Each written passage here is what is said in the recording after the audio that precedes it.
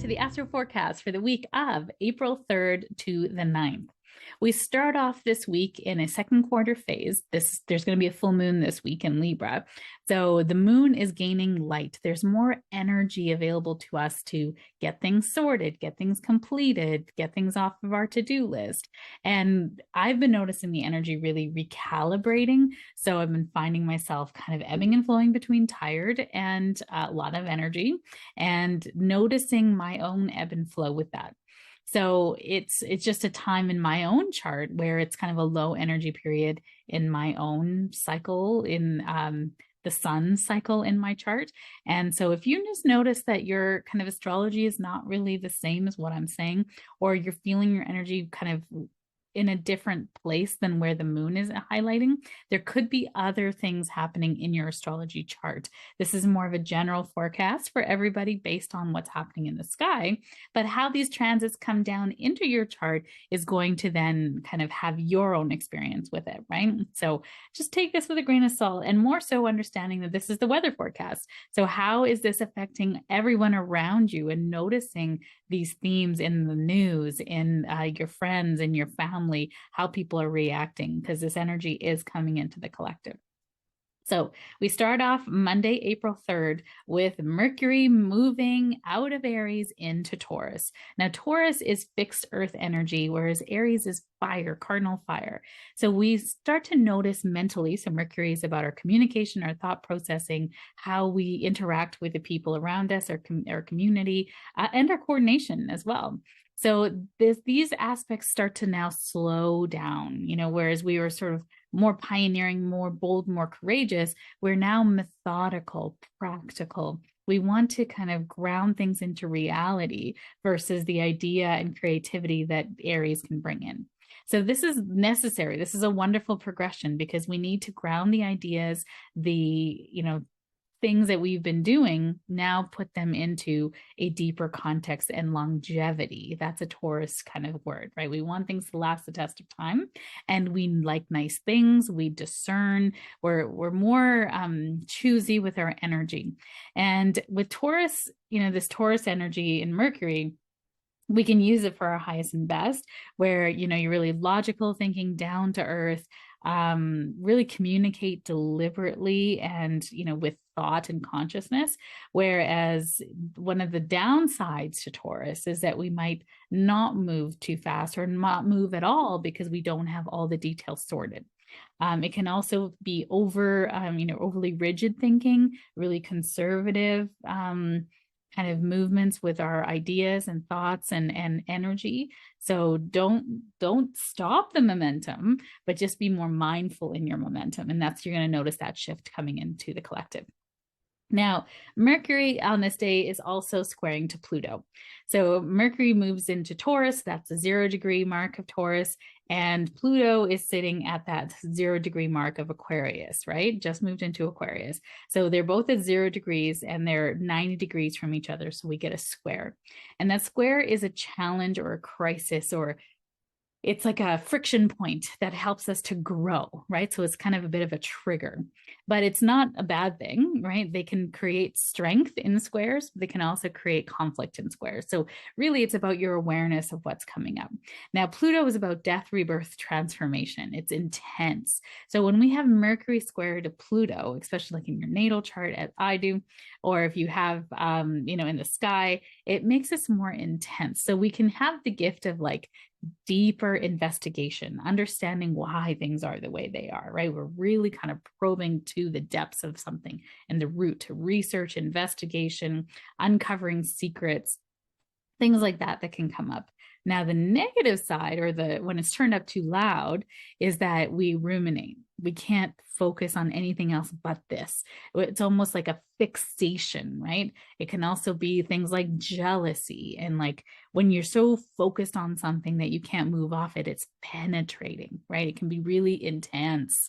So these are intense conversations. This is a time now when deep thinking is available to you. It can also be extreme thinking, right? When you're so fixated on something.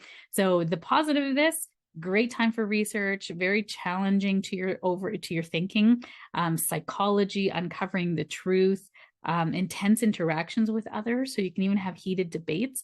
If you have respect and love for one another, those debates can go deep. And as I was writing this, I was thinking about my coach.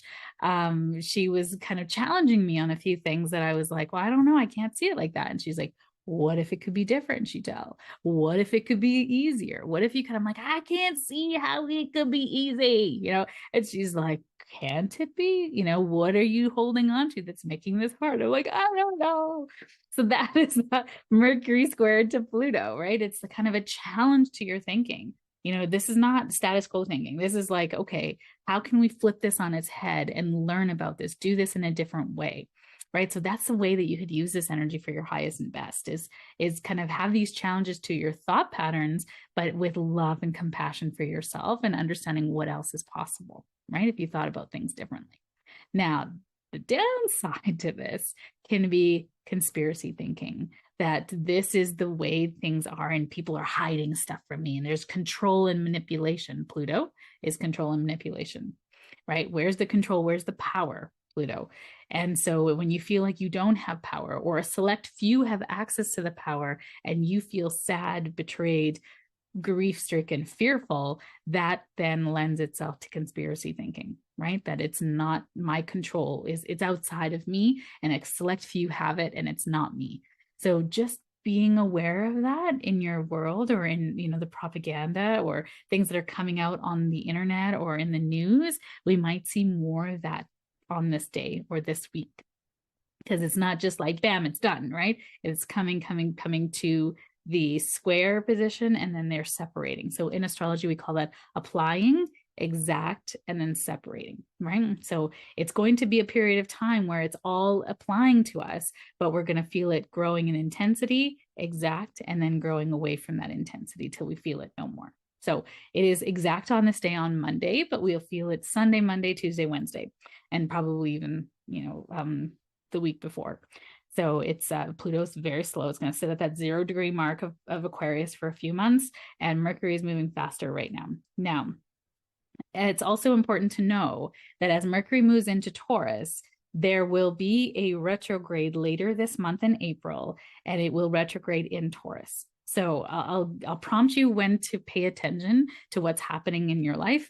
Not quite yet, but it's interesting to note Mercury goes retrograde in Taurus.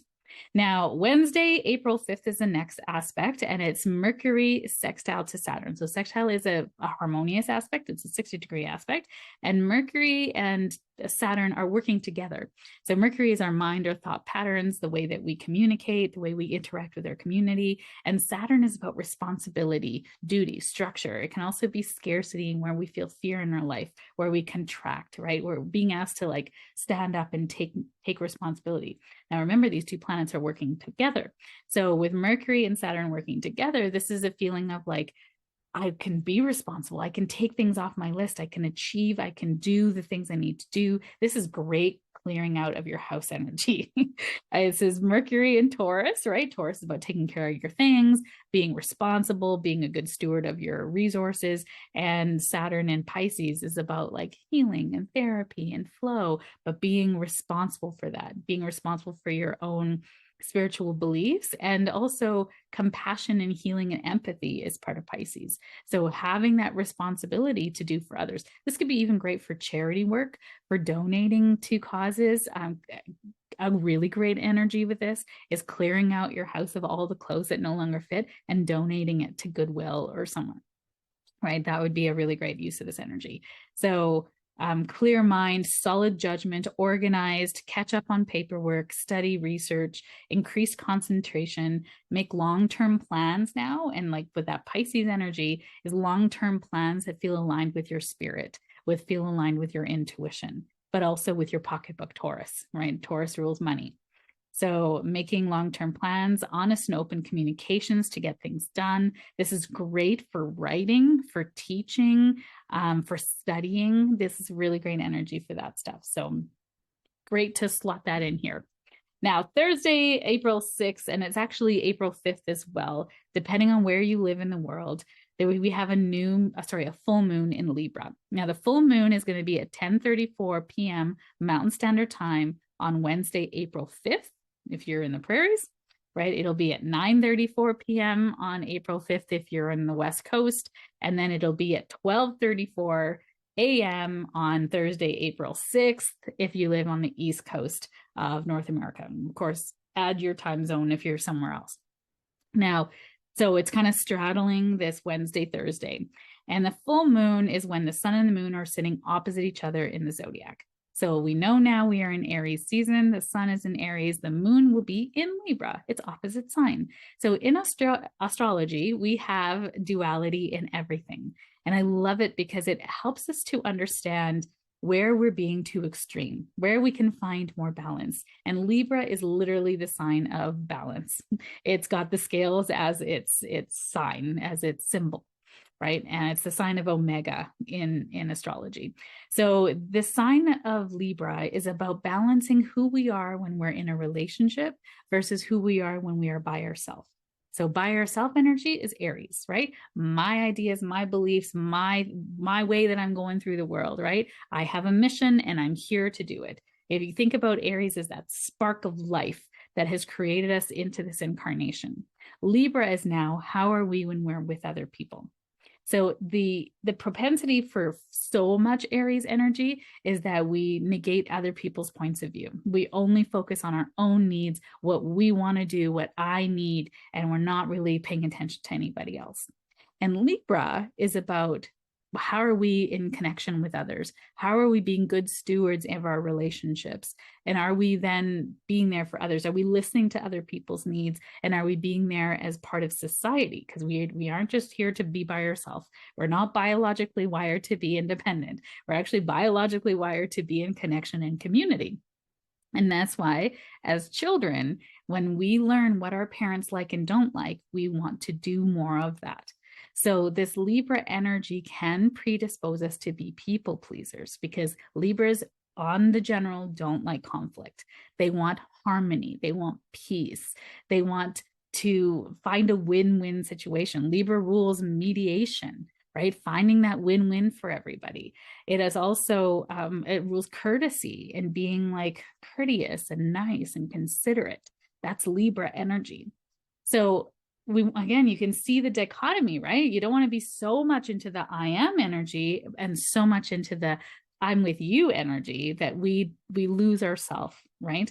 So this Libra full moon is going to be really bringing up your relationships. Where are you out of balance in your relationships with people, with money, with money, because there's some Taurus energy coming in here, but also mostly relationships with other people. And this balance and harmony, are you balanced between doing what you want and then doing for others? Are you balanced in, not people pleasing, but having boundaries, saying no, this isn't really a line for me. One of the strategies I am a recovering people pleaser. And I really like that I'm nice and I'm considerate, but I realize that I'm so considerate that I actually disadvantage myself a lot of times. And so I like the considerate, I like the being nice. I love feeling what other people need. And then I also like to now check in with myself and go, does that feel aligned for me? And sometimes I'm saying no to things that I normally would have said yes to, but I'd be only saying yes because I want to be considerate and I want them to like me, right? It's just how I grew up. So, I mean, and especially if you grew up in a culture or ethnic, background, you are taught to negate your own feelings and do what the family needs for you, right? Do what the family is asking of you versus what you want to do. So very interesting. So I feel like I'm saying that, I'm channeling that. I feel like somebody is going to have some really big things come up with their family because you're not wanting to do that anymore. You're not wanting to conform and be in that people-pleasing energy that the culture asks of you. And can you find a win-win? Can you use the best parts of Libra to find a win-win? I'll come to that family gathering, but I'm not going to be able to come until after I go to the movie or do the thing or clean my house, whatever it is, but I'll be there. I'll drop by for a few hours. Sorry, that's not making you happy, but I'll be there when I can. And you know what? I'm really excited to see you. That's I mean, what can you do, right? If they're not going to be happy, they're not going to be happy because you're breaking loyalties, you're breaking bonds, you're breaking contracts in terms of what they've come in to know you as a people pleaser. So the people who don't like you healing your people pleaser tendencies are those people that really benefited from you giving of yourself to the point where you don't exist anymore. So that is coming up this full moon. And the reason why I know it's going to be a bit of intense is Chiron, the wounded healer, is going to be sitting with the sun and Jupiter. So Jupiter expands whatever it touches, and Chiron is where we need healing in our lives that continues to come up for us to understand it and heal it. And as we heal it in ourselves, so do we heal it in others. As we kind of gain it as a superpower. So Chiron is sitting in Aries right now, which is again that me energy. So where do you abdicate authority? Where do you feel like you're not a leader? Where do you think other people are smarter than you? Where do you have imposter syndrome? All of these things are going to come up during this full moon in Libra. So really balancing what you want and what other people want, and really understanding that feeling within yourself. So this is a culmination now. This is a time now of releasing that and saying, I'm not doing that anymore. I'm sorry you don't like it. And the people you will attract in will be people who are like that too. And I like being around people who are considerate. I like being around people who are kind, who want to help me out as I help them out. But how do you help people out? You know, like, can I drop everything and run to your house? No, I can't. I have my own family. I have my own things that are happening. I can't just be like, you're on your own, I gotta go. So I call in friends where I can support them, maybe on text, maybe through astrology, maybe through things that I can help them through that feel aligned for me, right? Because I can't, my time is stretched because I have other things going on. So where can you help people in a way that feels good to you, right? Without it stealing from your joy. Now, we also have Venus conjunct Uranus during this time. It's a bit of a wide conjunction, but it's still there. Conjunction meaning they sit next to each other in the zodiac. So they're both at Taurus, but Venus is at 24 degrees and Uranus is 17. So they're about 7 degrees apart, which is a little wide, but still applying. So new ways to do things, really shake up your relationships, and creativity abounds now, right? Solving problems, finding that win-win situation. You have the gift here of this creativity, of this help. Venus rules Libra, so that's why I'm looking at Venus specifically. There's lots of other aspects in play, but these ones are going to be coming up. The other one that caught my eye as well is Mercury is sitting almost at it is at the same degree of the North Node. So, and they're in Taurus. So Mercury is our mind, our thought processing, and our beliefs, and the North Node is our karmic destiny. So now your beliefs and where you want to go are coming together. What are you believing in? Right? This is bringing up where the beliefs that you've been holding, that you need to hold everybody's energy, that you have to negate yourself so that you can take care of everybody. Taurus, taking care of love, sensuality. It's a very caring sign, right? Venus also rules Taurus. So it's really interesting that we have this Mercury conjunct the North Node almost like to the same degree. They're sitting at 5 degrees of Taurus. So this is going to be a powerful time of like, where are your beliefs really not aligning with where you want to go? And where did you get those beliefs? Whose beliefs are those? That's a Pluto aspect. So that Mercury square to Pluto is still in play here, remember? And so there's ancestral traumas, which is Pluto. And where did this come down the line for survival, that we have to give up everything for the good of the tribe?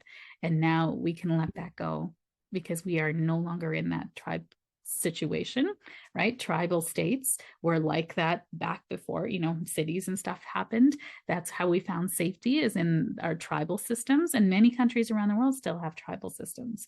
And it no longer applies if you're watching this, probably. So interesting to notice that. Friday, April 7th, this is Venus sextile to Neptune. This is in play as well during the full moon. And Venus is what we love and value: relationships, money, beauty, aesthetic. And Neptune is spirituality, connection, one love, our intuition. So this is a great day for heightened intuition, great day for buying good things, like finding really great buys, sensual, caring, romantic. This is great for dating. If you're going on a date, hello, this is a great day to go out and have something nice. Try good food, go out to eat, brunch. Friday is a great day for that. Now, the downside right, to this energy is that we can spend our money like it's water because we're just like, oh, this is so cool. Or you can over imbibe, like over imbue, like over drink, overeat, overspend. So just be careful because Neptune can be a little bit deceiving, right? And we almost sort of feel like everything feels so good. And it's like your bank account is zero, so spend within your means. I'm gonna challenge you to find a way to do something really fun that costs zero money. Maybe using your points, maybe you're going out for a walk, maybe you go do a picnic, something you made from your house, right? Like do something that feels really sensual and beautiful and connection oriented that doesn't involve money. But you could find some really nice things to buy on this day as well. So that is part of it. Now, Friday is also when Mercury enters retrograde. So what this means is any days between now, February 7th, Friday, February 7th, and April. Friday, April 7th and April 21st, those things, anything that you're doing during that time, that you're thinking, that you're writing, contracts, purchases, travel plans, all of that is now subject to review, revision, and reassessing during the retrograde between April 21st and May 14th. So we are now in this period of time, we call it the shadow period, because these are the degrees that Mercury is going to go over again. So this is a time now when we're going to be like really paying attention. I like to pay attention during these times. I highlight it on my calendar and I'm looking at what am I creating? What am I putting out in the world? What am I focusing on? What am I reading? And how does this transform during Mercury retrograde and then afterwards, right? So it's a little bit of a nudge that if you got something to do, you're going to put something out into the world. Now is the time, because during retrograde, we can start to revise things, or we can start to feel like this isn't exactly what we want, or we lose information to then have to redo it. Like my teacher was writing a book. My astrology teacher, she's now in spirit. She was writing her last book and the computer lost like 3 chapters with charts and everything. And she was devastated because she was feeling like she was running out of time and she had to redo it, but it was way better than the last time that she wrote it. So she understood it, but it was still a super inconvenience. She did it and it was amazing. And I actually have that book now. So it's a pretty cool story. So Saturday, April 8th, we have Mercury sextile to Mars. Remember, sextile is a harmonious aspect, Mercury being our mind and Mars being our energy, our vitality, our passion and drive and motivation to move forward. So this is a really good aspect for cleaning your house, getting things done, achieving a lot. Spring cleaning is what I wrote down, socializing, bold actions. But it's interesting because Mercury is in Taurus, so it isn't really a bold sign. It's more sort of methodical, logical thinking. And Mars is in Cancer. It just wants to like be held and feel safe and do things that feel homey and like feels good to your heart. So it's not really like bold action, but it's really action aligned with your intuition.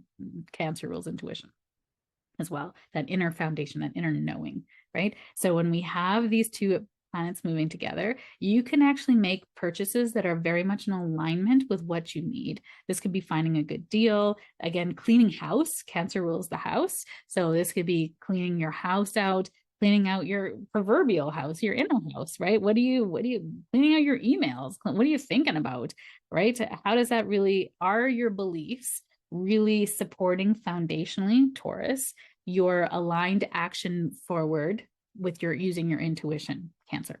So that's really what that is. Speeds up the mind, makes for good investments based on your heart or intuition, strong sense of purpose and initiation. So you might be feeling emboldened to do something that really speaks to your heart right now. And then Sunday, April 9th is we in the Western Hemisphere or in North America or in countries that have Christianity and Catholicism, it is Easter. So I always like to look up when there's holidays, what's happening on this day, what kind of dynamics are going to be in play, almost kind of a little peek into like what kind of day is this going to be.